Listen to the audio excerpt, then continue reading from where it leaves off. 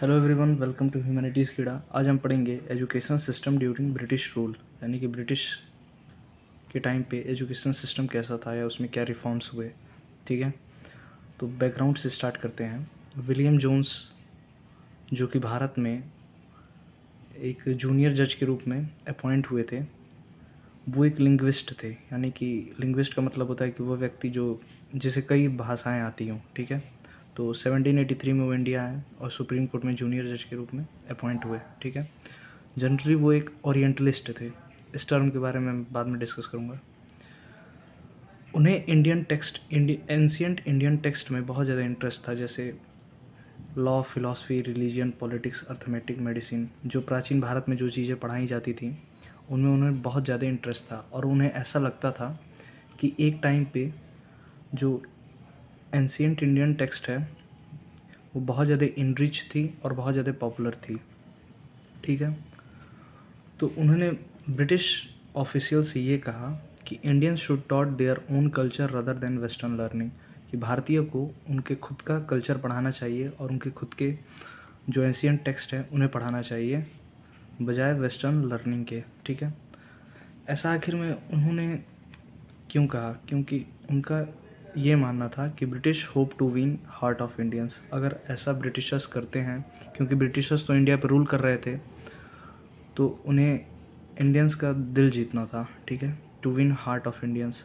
तो उन्होंने सोचा कि वो जो पढ़ते हैं, वो जिसमें निपुण है वही पढ़ाया जाए।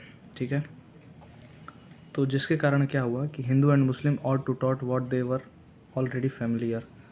तो हिंदू और मुस्लिम को वही पढ़ाया गया जो पहले से वो फैमिलियर थे। तो एक मदरसा खुला कलकत्ता में सन 1781 में, to promote Arabic, Persian and Islamic laws. ठीक है, ये मुस्लिम्स के लिए किया गया। और हिंदू कॉलेज खुला सन 1791 में बनारस में। ठीक है, to promote their own culture and education. Okay,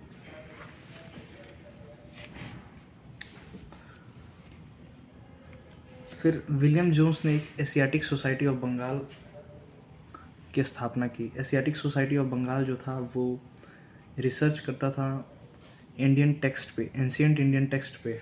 ठीक है, अब जानते हैं ओरिएंटलिस्ट होता क्या है। Someone from west who studies the language, culture, history of Asia.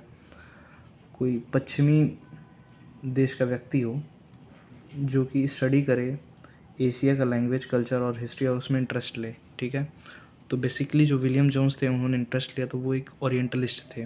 ठीक है, और एक एंग्लिसिस्ट टर्म आता है, those who oppose orientalist vision of learning.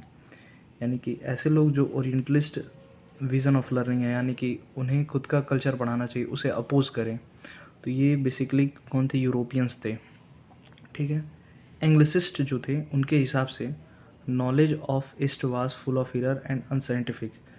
जो विश्व के पूर्वी देश हैं जैसे इंडिया हो गया, तो उनका जो एजुकेशन है वो एरर से माने यानी मतलब कि गलतियों से भरा पड़ा है और अनसाइंटिफिक है, उसमें सुपरस्टिशंस हैं, अंधविश्वास हैं। ठीक है, तो उन्होंने ये कहा कि British should not spend money on study of Sanskrit Arabic. ठीक है, कि ब्रिटिशर्स को भारतीयों पे पैसा खर्च नहीं करना चाहिए संस्कृत और अरबिक जैसे सब्जेक्ट्स को प्रमोट करने के लिए। ठीक है, तो एंग्लिसिस्ट में एक जेम्स मिल नाम के व्यक्ति थे, तो उन्होंने कहा कि Indian should teach scientific technical advances, कि इंडियंस को ये दो चीज़ें पढ़ानी चाहिए।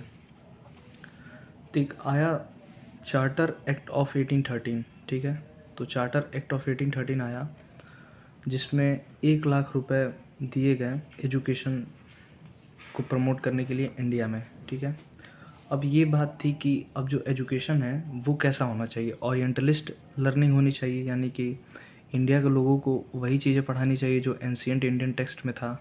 ठीक है, या फिर उन्हें एंग्लिसिस्ट विज़न ऑफ लर्निंग पढ़ाना है, यानी यूरोपियंस जो पढ़ते हैं वो साइंटिफिक सब्जेक्ट और वहाँ के लिटरेचर और वहाँ के टेक्स्ट को। ठीक है, तो इन 1835 western education and literature Indians को पढ़ाने का सन 1835 में इंग्लिश एजुकेशन एक्ट ऑफ 1835 5 आया जिसमें ये कहा गया कि इंडियंस को वेस्टर्न एजुकेशन और वहाँ के लिटरेचर को पढ़ाना चाहिए, जिसका मीडियम क्या होना चाहिए, इंग्लिश होना चाहिए। ठीक है। अब एक थे मैकॉले जो कि एंग्लिसिस्ट थे, यानी उनका ये मानना था कि यूरोपियन जो लर्निंग है वो बेस्ट है, तो उन्हें इंडिया अनसिविलाइज्ड लगता था। ठीक है।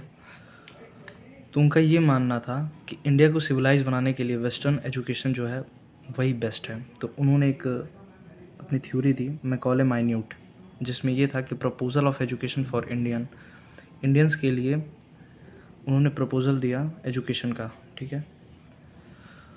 तो उन्होंने उसमें क्या कहा कि मीडियम ऑफ एजुकेशन जो होना चाहिए वो इंग्लिश होना चाहिए, यानी कि जो शिक्षा का माध्यम होना चाहिए वो अंग्रेजी होना चाहिए। Stop promotion of oriental institution, और जो पहले ओरिएंटल इंस्टीट्यूशन था यानी कि संस्कृत पढ़ाना, अरबिक पढ़ाना, इस्लामिक लॉज पढ़ाना, उसे स्टॉप कर देना चाहिए। ठीक है। क्योंकि ये पूरा का पूरा अनसाइंटिफिक है और इससे लोग अनसिविलाइज्ड हो रहे हैं। अब कुल मिला के ये बात है कि आखिर में इन्होंने इतना जोर क्यों दिया। Teaching of English can make Indians civilised, यानी कि इंग्लिश पढ़ाने से जो इंडियंस हैं या यूरोपियन पढ़ाने से जो इंडियंस है वो सिविलाइज्ड हो जाएंगे, और सिविलाइज्ड होने के बाद क्या होगा कि उनका जो टेस्ट है, वैल्यू है और कल्चर है वो चेंज हो जाएगा, और वो वेस्टर्न कल्चर को क्या करेंगे, अप्रिसिएट करेंगे। ठीक है। तो मेन मकसद ये था। उसके बाद आया वुड्स डिस्पैच 1854 में, चार्ल्स वुड के द्वारा उन्होंने एक डिस्पैच भेजा लॉर्ड डलहौजी को। ठीक है। सन 1854 में उसमें ये था कि introducing vernacular language in primary school. Vernacular मतलब देसी भाषा, यानी लोकल लैंग्वेजेस, कि प्राइमरी स्कूलों में लोकल लैंग्वेज को प्रमोट किया जाए। एंग्लो वर्नाकुलर मीडियम होना चाहिए, यानी कि इंग्लिश भी हो सकता है और लोकल लैंग्वेज भी, और हायर एजुकेशन के लिए इंग्लिश लैंग्वेज को प्रमोट किया जाए। इस डिस्पैच को Magna carta of English education in India भी कहा जाता है। इस डिस्पैच से क्या हुआ कि establishment of university Bombay, Madras और कलकत्ता, यानी कि जैसे यूरोप में यानी लंदन में जैसे यूनिवर्सिटी थे उसके मॉडल पे भारत में भी विश्वविद्यालयों की स्थापना की गई, जनरली बॉम्बे, मद्रास और कलकत्ता में।